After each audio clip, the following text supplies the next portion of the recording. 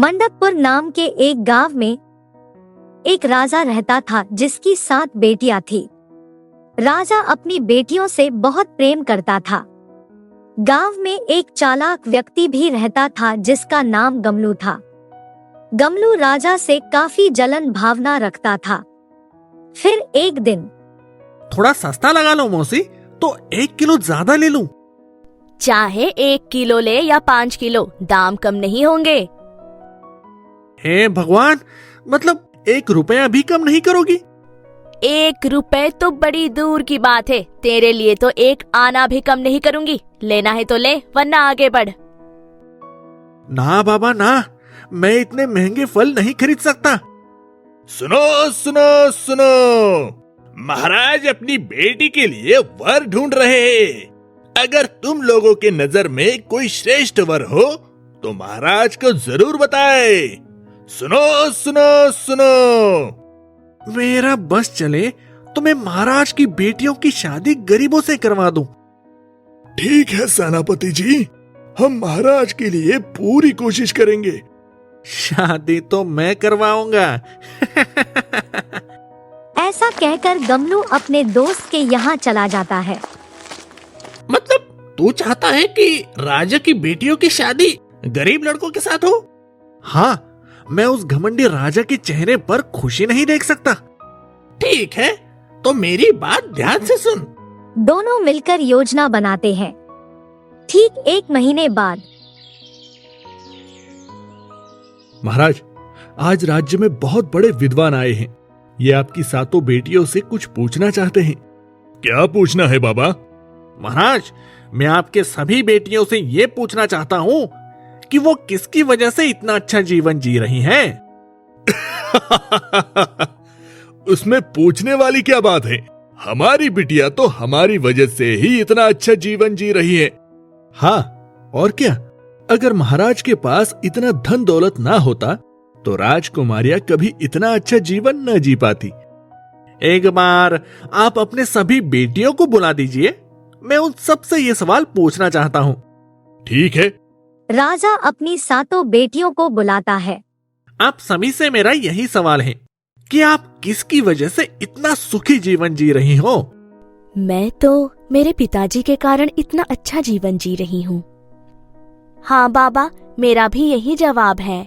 सभी राजकुमारियां एक जैसा ही जवाब देती है, लेकिन राजकुमारी इंदुमती का जवाब अलग होता है।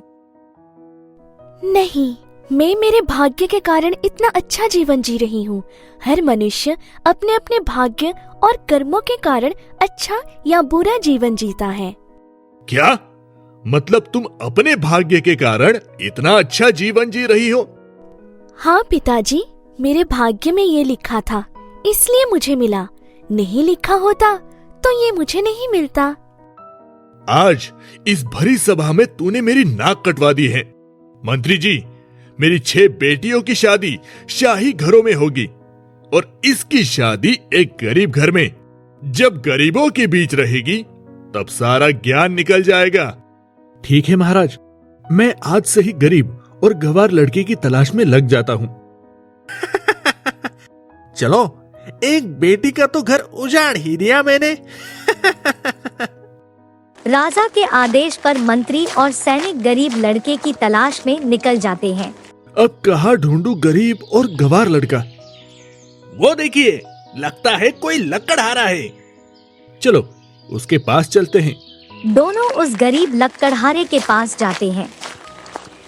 अगर आज लकड़ी नहीं काट पाया तो शाम को खाना नसीब नहीं होगा। मैं क्या कहता हूँ, इससे गरीब और गंवार आदमी कहीं और नहीं मिलेगा। सही कह रहे हो, इससे बात करो शादी के लिए। ए लड़के, चल हमारे साथ, तेरी शादी राजा की बेटी से करवा देते हैं। क्या सच में? हाँ, अब समय मत गवा, चल हमारे साथ। राजा अपनी 6 बेटी की शादी शाही घरों में करता है और अपनी एक बेटी की शादी गरीब लकड़हारे के साथ करता है। हाय राम, मेरे साथ तो बहुत बड़ा धोखा हो गया।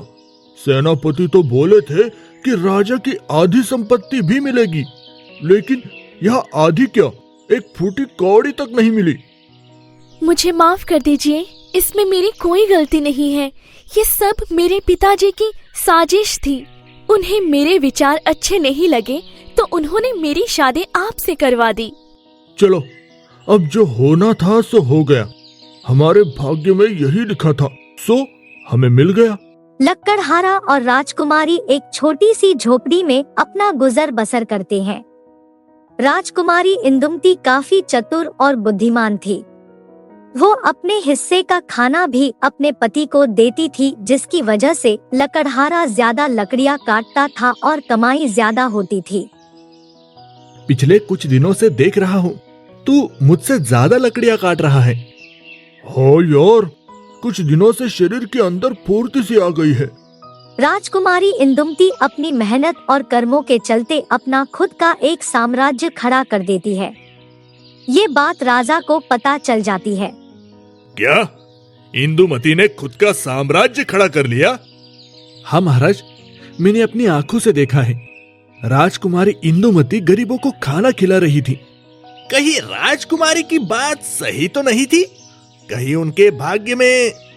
चुप करो, इससे पहले मुझे गुस्सा आ जाए। जाओ, उसके घर में आग लगा दो। लेकिन महाराज, तुमने सुना नहीं क्या मैंने क्या कहा? राजा के आदेश पर सेनापति इंदुमती का साम्राज्य बर्बाद कर देते हैं। एक बार फिर से दोनों गरीबी हालत में आ जाते हैं। हमने किसी का क्या बिगाड़ा है जो हमारे साथ ऐसा हो रहा है? चिंता मत कीजिए, आइए मेरे साथ। लेकिन कहाँ? आइए तो। राजकुमारी लक्कड़हारे को एक वीरान जंगल में ले जाती है, जहाँ एक कुआं मौजूद होता है। तुम मुझे यहाँ क्यों लाई हो? जरा इस कुएं के अंदर देखो तो आपकी सारी चिंता खत्म हो जाएगी।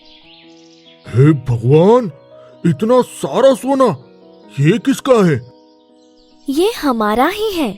मैं यहाँ रोज आती थी और रोज एक सोने का सिक्का डालती थी, ताकि बुरी परिस्थिति में ये सोने के सिक्के हमारे काम आए। और देखो, आज ये हमारे काम आ गए। तुम्हारा तो कोई जवाब ही नहीं। पत्नी हो तो तुम्हारे जैसी। इस हादसे के बाद इंदुमती और लक्कड़हारा गांव छोड़ देते हैं और दूर जाकर बस जाते हैं। 3 साल बाद। ये लो मौसी, तुम हम सभी गरीबों का कितना ख्याल रखती हो।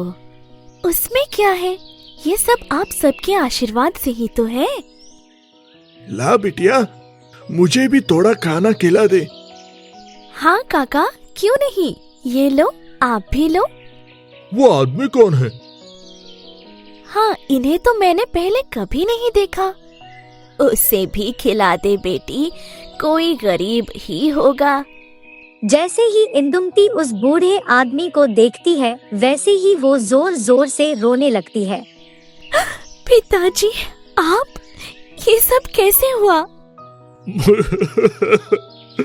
मुझे माफ कर दो बेटी, तूने सही कहा था। भाग्य और कर्म से ही इंसान के जीवन में सुख दुख आते हैं। लेकिन ये सब हुआ कैसे?